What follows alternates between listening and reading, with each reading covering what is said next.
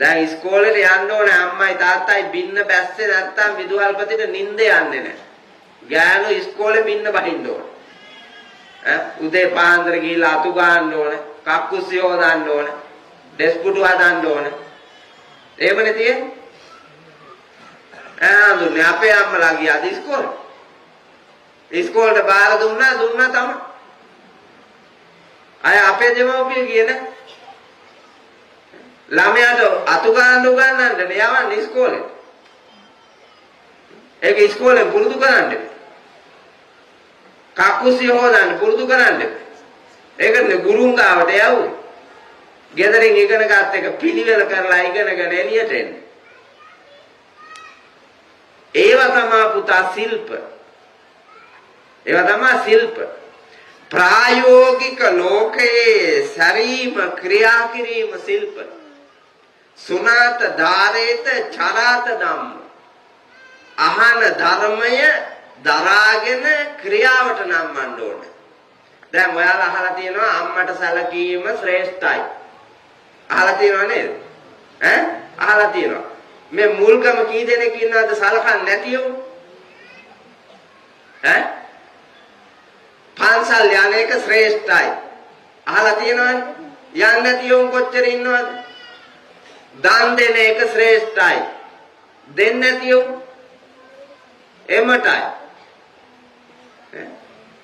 ගෑනිට මරණකම්ම ආදරය කරන සැමියා ශ්‍රේෂ්ඨයි.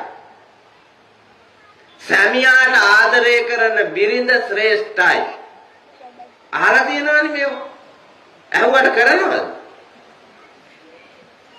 ඇහුවට කරන්නේ. ක්‍රියාව නැහැ. කුසලය නැහැ. එහෙම බොරු මායාකාරී ලෝකයක පදපැන ගිහිල්ලා පදපරම මිනිහෙක් හැටියට වැඩක් නැහැ. ඒ නිසා අද ධර්මානුශාසනාව ශ්‍රවණය කරලා ජීවිත අවබෝධය ලබාගෙන එකෙක් හරි කමක් නැහැ. මෙතනින් හැදිලා වැඩිලා තැනිලා ගමට රටට පිරිමැහෙන. මං ලෝකේ වටේම මගේ ගමේ නම ලිව්වා. කාගම කියලා? මං ලෝකේ වටේම ලිව්වා කාගම කියලා හැමතැනම. එංගලන්තෙත් පහුගිය දවස්වල ලියලා තිබ්බා හැමතැනම. ප්‍රාන්තයක් ගානේ කාගම සිරිනන්ද හාමුදුරුවෝ කියලා. ඔබේ නම් කොහෙද ලියලා තියෙන්නේ?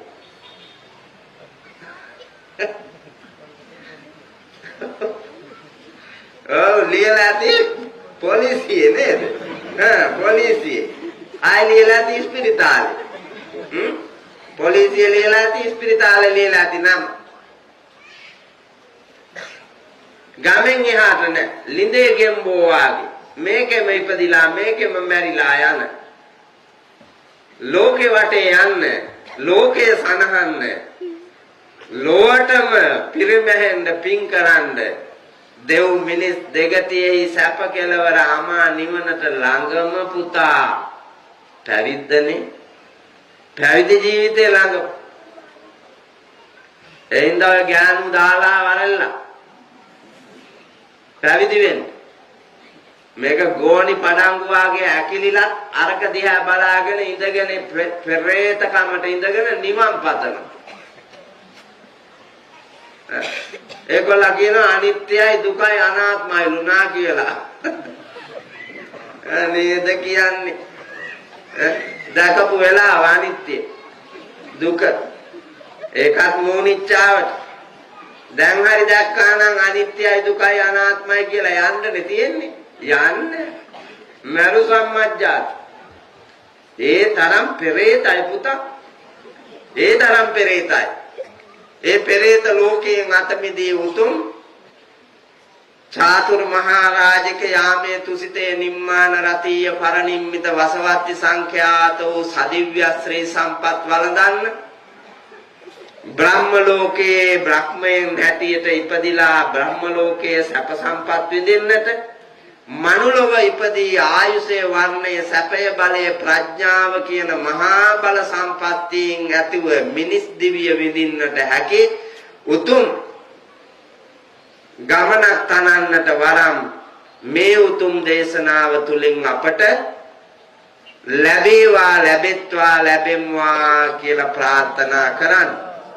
දෙව්ලොව බඹලොව මනුලොව සරණ ඔබට දුක දුරු කරන්නට බැරි බැරි සකල දුක් නිවාරණය කර ජාතියක් ජරාවක් මරණයක් නොමැති සදා සැප ඇති උතුම් අමා නිවනින් සැනසීම දකින්නට චතුරාර්ය සත්‍ය ධර්මය අවබෝධ කර ගන්නට මේ දහම් දේශනාවේ ධර්ම දානමය පින්කම හේතු වාසනා වේවා කියන ප්‍රාර්ථනාවෙන් බණහඬ ලෑස්ති වෙන්න. පින්නතුන් උත්තර දේශනාවක් මාතෘකා කළේ මෙතුවක් කල් ඔබ හිතලා අහපු නැති අහලා නැති ඇහිලා ඇති ඇහිලා ඇති බැරි වෙලාවත් නිදිමත ආවිල්ලා එහා පැත්තට නැමෙන්න නම් එපා ලොක්කගේ බෙල්ල කැඩිලා යනවා ඔව් මම බලන්න හිටියේ දැන් දෙපාරක් නැමුණා මාර්යා කරපිට තියාගෙන ගැට්ටේ ඉන්නේ එහින්දා සත්‍ය අවබෝධයේ පිණිස අවබෝධයෙන් මේ සූත්‍ර දේශනාව ඔබ හිතලා අහලා නැහැ. ඒ නිසා ඔබ එහි රසය විඳලා නැහැ. එහි ඇති අරුත්බර බව ඔබ වටිනාකම ඔබ දැකලා නැහැ. මොකද්ද මාතෘකා කළ සූත්‍රය? පාසකම් වලට යවුණා.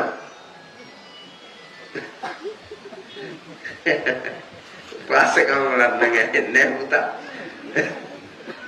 ධම්සප්පවතුන් සූත්‍ර දේශනාවේ අර්ථ විග්‍රහයන් කරමින් සරියුත් මහරහතන් වහන්සේ දේශනා කොට වදාළ සත්‍ය විභංග සූත්‍ර දේශනාවේ සූත්‍ර කාණ්ඩයක් 1000න් එකක් විතර ටිකක් මං කියන්න හදන්නේ.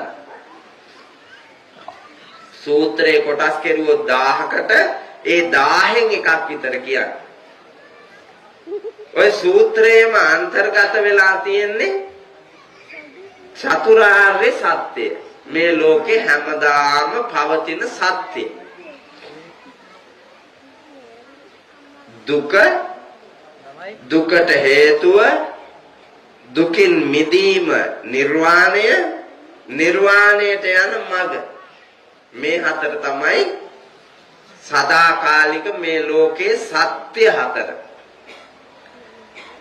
අපිට තේරිලා නැහැ තාම දුක තේරිලා නම් අඩුම තරමේ මේ මං ඉන්න තැනට හරියෙන්න දෙපැ දුක තේරිලා නැහැ බැඳීම් මත දුක උපදිනවා ඔබ ඉඳගෙන බැඳීම්මනේ හදාගන්නේ දවසින් දවස බැඳීම් එක එක වැඩි කරනවා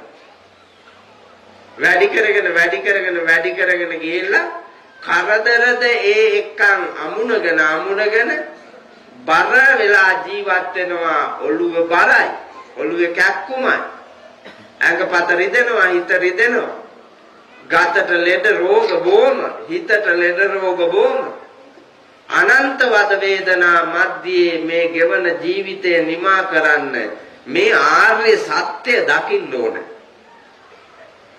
දැකලා ඒ මගෙහි ගමන් කරන්න ඕන. මං අද මාතෘකා කළේ ඒ මාර්ග සත්‍යෙහි අන්තර්ගත මාර්ගාංග 8න් එකක්. මාර්ග සත්‍යයේ තියෙන කොටස් 8ක්. මන්තිරු 8ක් තියෙනවා අපච්චි නිවනට යන පාරේ. දැකලා නැහැ නේද? දැකලා නැහැ මේ හයිවේ වාගේ නෙමෙයි. යන්න ප්‍රීතියමයි දැනෙන්නේ නිදහසමයි දැනෙන්නේ සතුටමයි ඇති වෙන්නේ වලවල්න ගොඩලින කටුපඳුරු මූකලන්න ඒ මග ඍජුමාවත බලන්න යන්න ලස්සන සැපමයි දැනෙන්නේ ඒ වාසනාවන්ත මගෙහි තියෙනවා සම්මා දිට්ඨි සම්මා සංකප්ප සම්මා වාචා සම්මා කම්මන්ත සම්මා ආජීව සම්මා වායාම සම්මා සති සම්මා සමාධි ඔබට කටපාඩම් නේද පද දන්නවා මම දන්නවා. පද දන්නවා අම්මා කියලා පදයක් දන්නවා. හැබැයි අම්මා දන්නේ අම්මා දැකලා නැහැ. අම්මා කියලා පදේ දන්නවා. අම්මා දැකලා නැහැ. ඒ කියන්නේ අම්මටයි අම්මගේ මිනිහටයි දෙන්නටම සලකන්නේ නැත්තේ. නේ? අම්මට වැඩිය ශ්‍රේෂ්ඨයි අම්මගේ මිනිහා. නමුත් අම්මගේ මිනිහා ශ්‍රේෂ්ඨයි කියලා දන්නෙත් නැහැ. අම්මව දන්නෙත් නැහැ. දැකලා නැහැ. හැබැයි පද දෙක දන්නවා අම්මයි තාත්තයි. සැලකීම හොඳයි කියලා දන්නවා. සලකන්නේ. එහෙම ගන්නෙ තියෙන්නේ.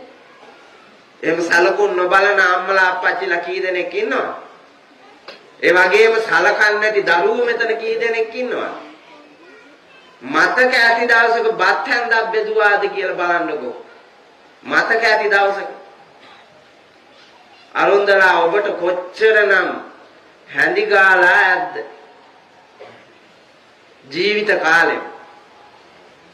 නමුත් කුරුතගුණ සැලකීමේ උතුම් මිනිස් ගුණේ නැති ඔබ ඒ දෙමව්පියන්ව නොසලකා හැරී පද පරම පද විතරයි දන්නේ. පදාර්ථ දන්නේ.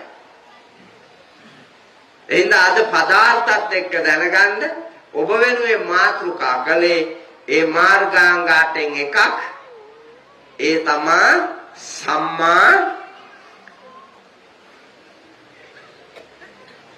මොකද්ද මම මාතෘකා කරුවේ? උපාසකම්මලා අපේ හාමුදුරුවෝ බූවල්ල ගේන්න බූවල්ලෙන් තලන්න ඕනේ අර මොකද්ද වැඩේ කරලා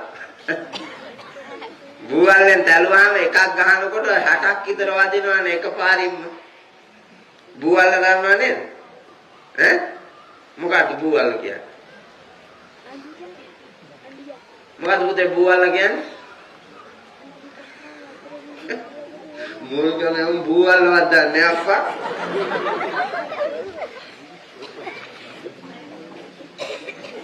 අපච්චිලා දැකලා තියෙනවද බූවල්?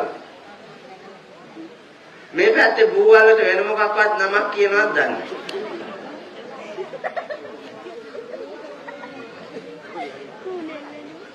බූවල්ල කොහෙද තියෙන්නේ?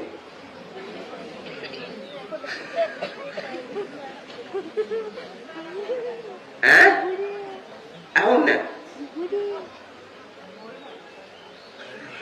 පොල් මලට යකෝ බූවල්ල කියනවාද? ඒකට පොල් මල කියනවා මිස.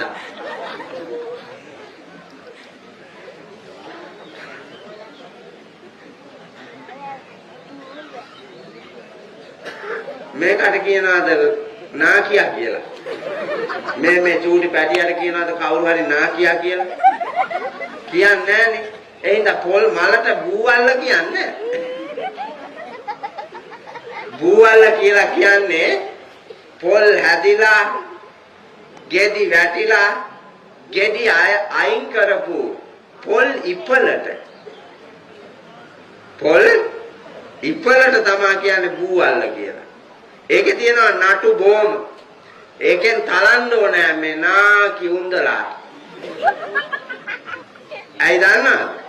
නාකි වෙනකන් විභාගාතේ ගිහිල්ලා කරන්න තිබිච්ච සට කපට කෛරා ටික වැඩ ඔක්කොම කරලා ගෝණි පඩංගු වාගේ ඇකිලෙනකන් ඉඳලා ආවා සිල් ගන්න. ඒ ඇවිල්ලත් මෙවුන්දලා පොතක් කියවන්නේ බලන්නේ බණක් අහන්නේ මොකවත් නැහැ. එතනත් ඊර්ෂ්‍යාව වෛරය ක්‍රෝධය වපුරා ඉඳලා මෙවුන්දලා දෙව්ලොව බඹලොව මනුලොව නෙමෙයි කොහෙද උපදින්නේ? ඈ? නරකාදී. දැන් මම මේම කියනකොට මෙවුන්දලාට ඉන්න බෑ මන් දන්නේ. ඕ ඉන්න බෑ මම මේ ඇත්තමනේ කියන්නේ. බොරු කියන්නේ මම. ඕම මතක් කරගන්නකො කෙල්ල කාලේ සිල් ගත්තද කියලා. ඈ? සියලුම නාකි අම්මලා බලන්න කෙල්ල කාලේ සිල් ගත්තද අවුරුදු 15. 16 17 18 19 සිල් ගත්තා. දුව පුදිවිල්ල දන්නේ මුල්ගම පරණයි. ඔබටම පේනවා ඇති ඔබ දුවපු දෙවිල්. එහෙම දුවලා හතර හන්දි කොර වෙනකොට නේද සිහි වෙන්නේ? දැන් ඔබ බයිනවා නේද මේ ඉන්න පොඩි උන්ට මෙවුන්ට ආගමක් නැහැ, දහමක් නැහැ, මෙවුන් සිල් ගන්න නැහැ, මෙවුන් දන් දෙන්නේ නැහැ, මෙවුන් පන්සල් යන්නේ නැහැ, මෙවුන් අම්මට සලකන්නේ නැහැ, අම්මා කියන දේ අහන්නේ නැහැ, තාත්තා කියන දේ අහන්නේ නැහැ කියලා දැන් බයිනවා නේද නාකියයි. බයිනවා. ඒ බයින ගමන් ඔබ බලන්නකෝ ඔබේ කෙල්ල කාලේ ලපටි. ඔබ සිල් ගත්තාද? භාවනා කළාද? දන් දුන්නාද? පන්සල් ගියාද? බුදුබණ ඇහුවාද? අනියන් සම්බන්ධතා නැතුව හිටියාද? කෙල්ල කාලේ සුකුමාල ප්‍රේම සබදතා තිබුණේ නැද්ද? ඒව ටික බලන්න නිකන් ඉන්නකොට. සංසන්දනය කරලා බැලුවාම පේනවා අරකට බයින්ද ඉස්සලා අපල මාත් එහෙමනේ. මටත් එහෙම කුලප්පුවන්නේ තිබ්බේ. ඒ කාලේ හෙන ගහලා මං සිල් ගත්තේ නෑ දැන් දිරලා මට සිල් ගන්නත් බෑ. එහෙම බලන්න ඕන ජීවිතේ. බැලුවහම තමයි හදන්න ලේසි. දකින්න ලේසි. මං ඔබ වෙනුවෙන් මාතෘකා කළේ සම්මා වායාම.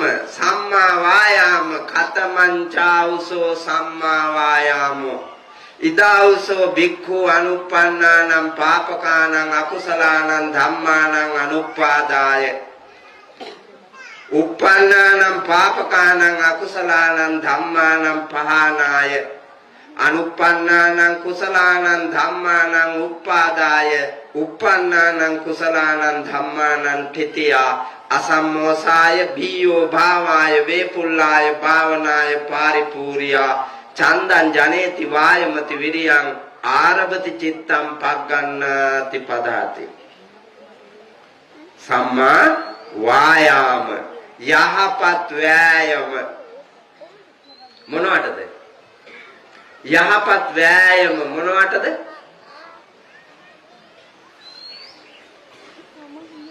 එක නොකරපු පව් නොකරම ඉන්න. ලේසිනේ නේද? නොකරපු වැරදි නොකරම ඉන්න. හරි ලේසි. මෙච්චර කාලයක් කරලා නැහැ. ඒ වැරද්ද. ඉදිරියටත් මැරෙනකම්ම ඒ වරද නොකරම ඉන්න වීරිය කරන්න ඕන. වීරිය කරේ නැත්තම් ඔබව එක එක පාපයට නමනවා. බේරිලා ඉන්න වීරිය කෙරුවේ නැත්තම්